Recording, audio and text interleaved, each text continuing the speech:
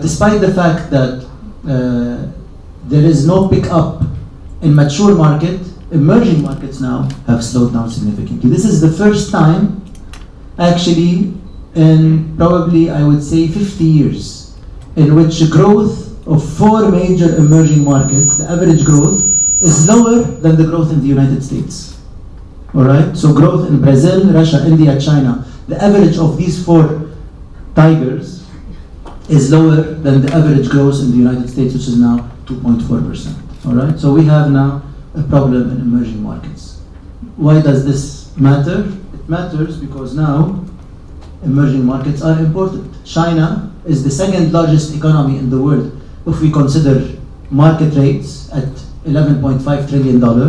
But if we consider PPP rates, purchasing power parity rates, which is an alternative way of calculating GDP, China is the largest economy in the world with $19.5 billion, followed by the US at 18 billion. Actually, if we look at the PPP level, which is really what matters if we want to look at world trade, because that's purchasing power effective of a country, we have the four top BRICS are in the top 10. China is number 1, India is number 3, Russia is number 6, and Brazil is number 7. And now we have all these 4 slowing down significantly without the others like Germany, France, and the United States significantly picking up.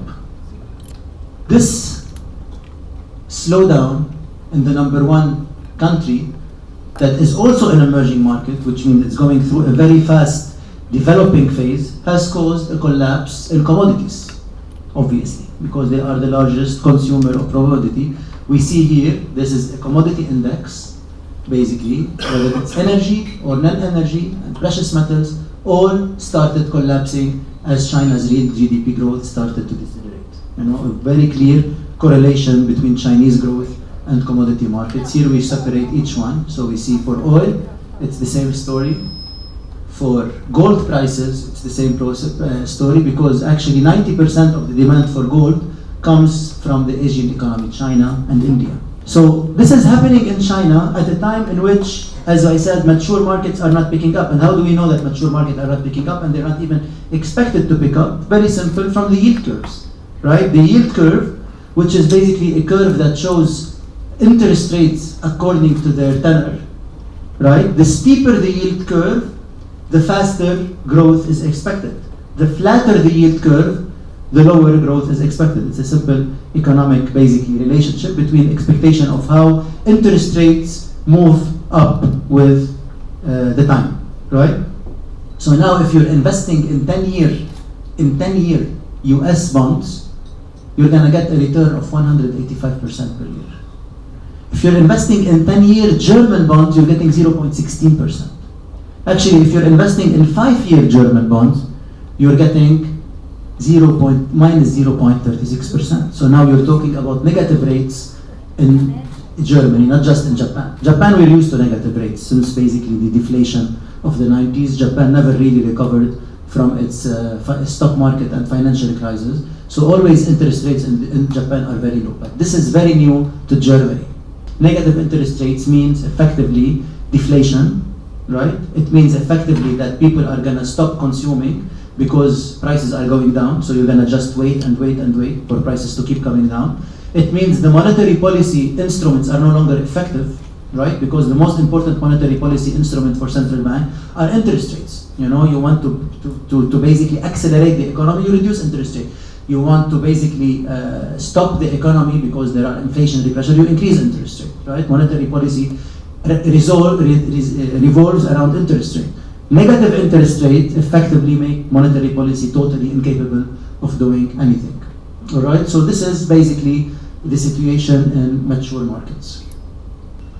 All right, so basically the global economic outlook is more of the same, basically, modeling through. Europe is around 1.5%, Japan negative, Brazil, you know, around 0, and China decelerating. This is the basically soft landing scenario.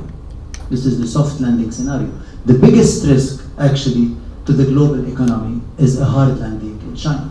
Because we know China, look, we know the history of emerging markets. Emerging markets always, after very fast growth, that is funded by very fast credit growth, right? Lots of borrowing, suffered from crisis. Because at one point, lots of borrowing leads to basically unproductive investments and leads to formation of bubbles in the system. And the minute these bubbles burst, we have banking in problem, we have housing in problem, and we have basically the whole economy in problem. This happened in Asia in 97, it happened in Russia in 98, it happened in Brazil in 99, it happened in Argentina in 2001, and it happened in the US in 2007 when the US was acting like an emerging market, giving very cheap credit to the housing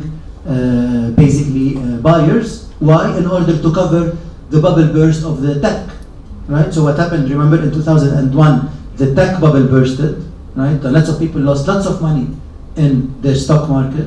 So what happened then, Greenspan decided to fuel another bubble in order to make people feel wealthy by inflating the housing market. So people lost money in the stock market, but they made money in their houses, they felt comfortable, they spent wealth-wise, they are still feeling the same. So at that point, the US was behaving as an emerging market because it was trying to fuel a certain sector by cheap credit. This is a typical emerging markets behavior. So now what's dangerous is that you have an emerging market, which is China, which is not just a regular emerging market, it's now the largest economy in the world. The largest economy in the world, where investment, which is 46% of GDP, is significantly slowing down. Now what happens, a typical move in economic development from an emerging market to a mature market, means a shift from investment as the main engine of growth to consumption being the main engine of growth, right? So now if you look at the United States, most of the growth from the United States comes from consumers, not from investors. The country has matured.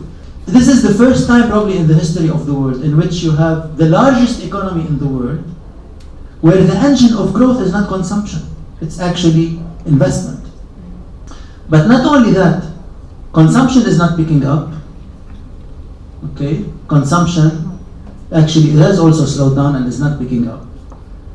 But lots of that investment, and this is the danger, is fueled by credit growth, a typical emerging market behavior. This is banking sector assets to GDP. Look at the significant increase.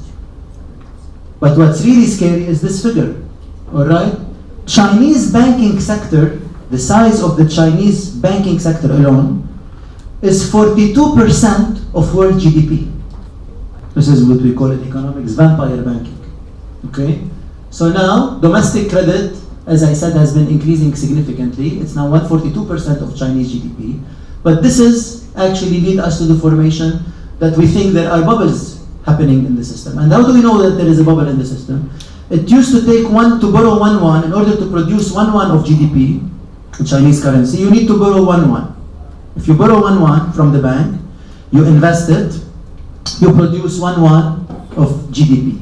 Now, you need to borrow 4 yuans to produce 1 yuan of GDP.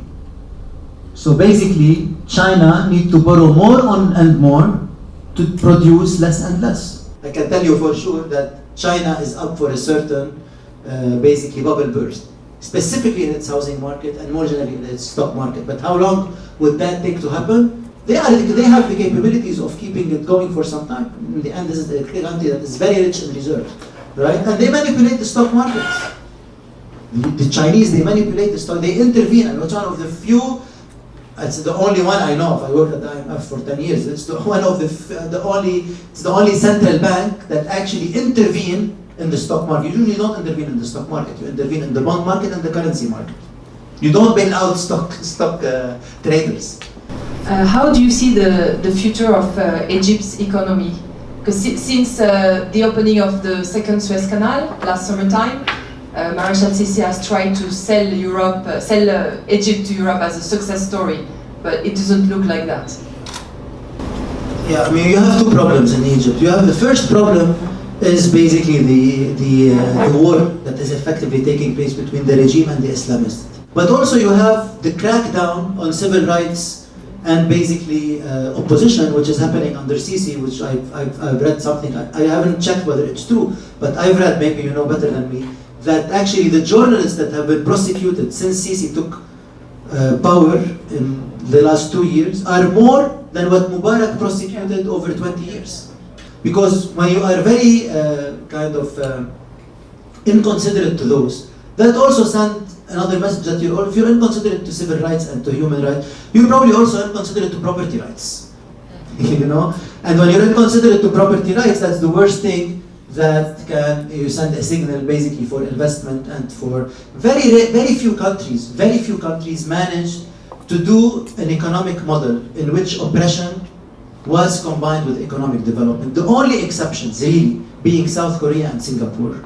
Also the way the government deal with the central bank authority, right? I mean, you know, because obviously it was clear that the Egyptian pound needed to be depreciated.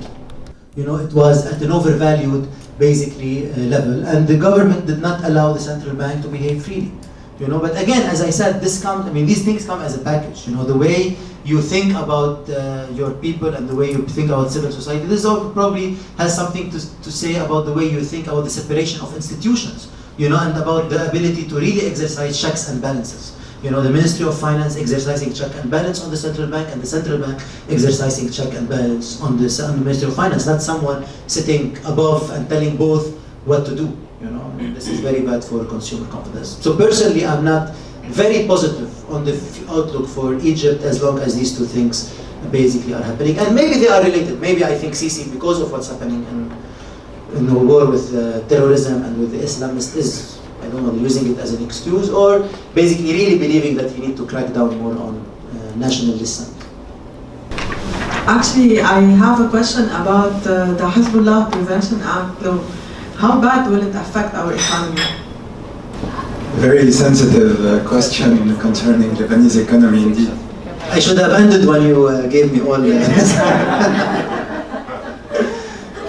Look, I mean, in the end, the United States have obviously discovered a very effective tool of war, which is financial, basically sanctions. You know, and they've used it extremely effectively in Iran, and now they are using it again in Lebanon against Hezbollah. Now we cannot say whether, look, I mean, we can argue for 1 week whether these financial measures are fair or unfair, or basically right or wrong, or I have my opinion, you have your opinion, everybody has your opinion. But the fact that we live in a system, in a world system, in which the US dollar remains the reserve currency. In Lebanon we have two options. We do not have a third option. We either close our economy and we say we don't want to trade with the rest of the world, and we don't apply the sanctions. Okay? But in order to do that, you need to be able to produce everything, because you cannot import anything. Or you keep your economy open and you abide by the sanctions. As long as we cannot close the economy and produce everything and stop importing from the rest of the world, we have no other option but to comply. Okay? I think